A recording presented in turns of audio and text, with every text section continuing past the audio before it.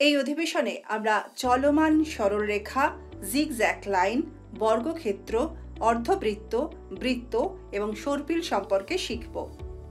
এই অধিবেশনের শেষে আপনি মেশিন দ্বারা সেলাইয়ের গুরুত্ব ব্যাখ্যা করতে পারবেন। সেলাই মেশিনে সেলাই লাইনের বিভিন্ন আকার সম্পর্কে ব্যাখ্যা করতে পারবেন।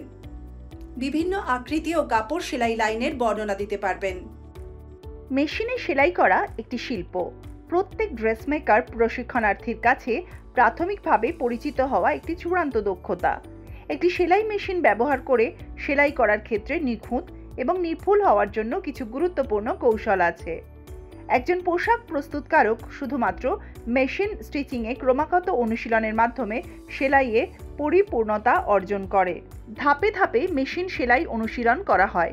এটি ড্রেসমেকার দ্বারা সেলাই মেশিনের নিখুঁত ব্যবহার নিশ্চিত করে। প্রথমে এটি মেশিনের সহজে চালানোর জন্য প্যাডেলিং প্রক্রিয়া জড়িত। নিখুঁত সেলাই অর্জনের জন্য মেশিনটি সূচ এবং সুতো ছাড়াই প্যাডেলিংয়ের সাহায্যে চালিত হয়। পরে মেশিনটি প্লাগ করা হয় এবং শক্তি দিয়ে মেশিন পরিচালনা করার অনুশীলন করার জন্য সুইচ অন করা হয়।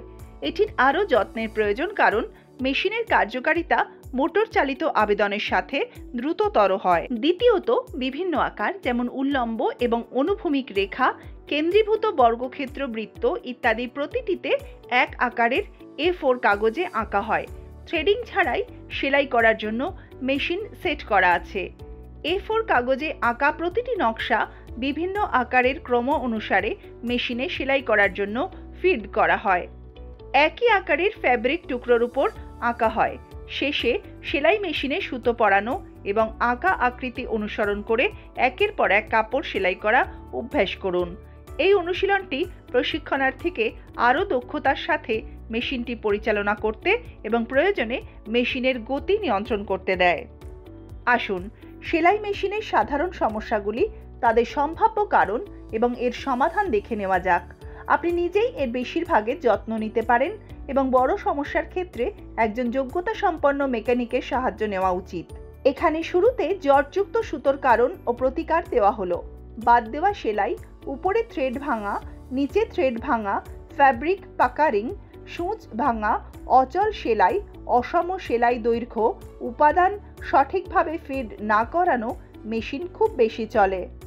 আপনার বোঝার পরীক্ষা করার জন্য আমাদের একটি কাজ করা যাক। এই কাজটি সম্পাদন করার জন্য আপনার প্রয়োজন single needle lock stitch machine, bobbin এবং ববিন কেস, সুতো ও সূচ, পরিমাপ টেপ, স্কেল, পেন্সিল, A4 আকারের কাগজ এবং সুতির কাপড়।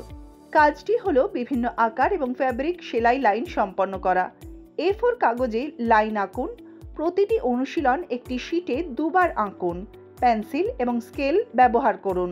বাঁদিকে অতিরিক্ত উপাদান রেখে প্রেসার পায়ের নিচে কাগজটি রাখুন।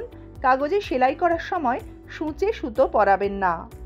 ডান হাত দিয়ে সেলাই মেশিনের প্রেসার ফুট লিফটারটি প্রেস করুন এবং প্রেসার পায়ের নিচে উপাদানটি ঠিক করুন।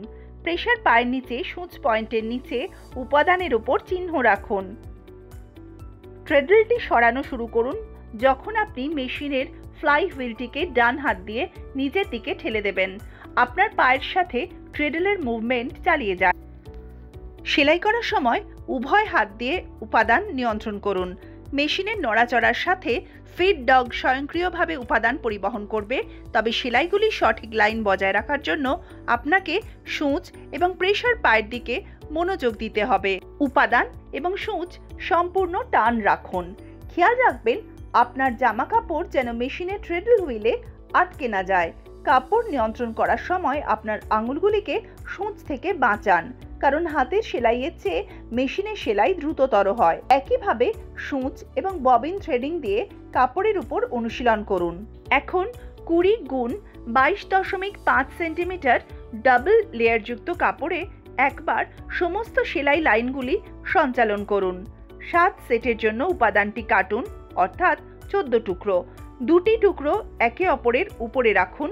সমস্ত প্রান্ত থেকে 0.5 সেন্টিমিটার রেখে চারদিকে বাস্ট করুন এবং সেলাই করুন। সোজা সেলাই লাইনগুলি সম্পাদন করতে অতিরিক্ত উপাদান 20x45 সেমি নিন। কার্ড সেলাই নিয়ে কাজ করার সময় উপাদানের নিচে বাদামি শীট দিয়ে রাখুন। আপনি সেলাই শুরু করার আগে উপরের এবং নিচের সুতোর টান পরীক্ষা করুন। শেষে সুতো সুরক্ষিত করতে বিপরীত সেলাই পদ্ধতি ব্যবহার করুন। এই পিছনের সেলাইগুলিকে পূর্ববর্তী সেলাইয়ের উপরে বা পূর্বের সেলাই লাইনের ঠিক ভিতরে রাখুন। ফ্যাব্রিকের কাটা প্রান্তের বাইরে সেলাই করবেন না, অন্যথায় ফ্যাব্রিকটি সূচ প্লেটের গর্তে টেনে যেতে পারে। আপনি সুতোর শেষ বাঁধতে পারেন, অতএব আপনাকে প্রথমে ফ্যাব্রিকের ডান দিকে নিচের সুতো আনতে হবে। নিচের সুতো ধরতে উপরের সুতো টানুন, তারপর এটি পুরোপুরি টেনে নিন।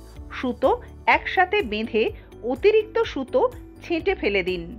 এখন আমরা চলমান সরল রেখা, জিগজ্যাগ লাইন, বর্গক্ষেত্র, বৃত্ত, অর্ধবৃত্ত, সর্পিল এই অধিবেশনের শেষে এসে পৌঁছেছি। এখন আপনি মেশিন দ্বারা সেলাইয়ের গুরুত্ব বর্ণনা করতে সক্ষম। সেলাই মেশিনে সেলাই লাইনের বিভিন্ন আকার সম্পর্কে বর্ণনা করতে পারবেন। বিভিন্ন আকার ও ফ্যাব্রিকের সেলাই লাইনগুলি বর্ণনা করতে সক্ষম হবেন।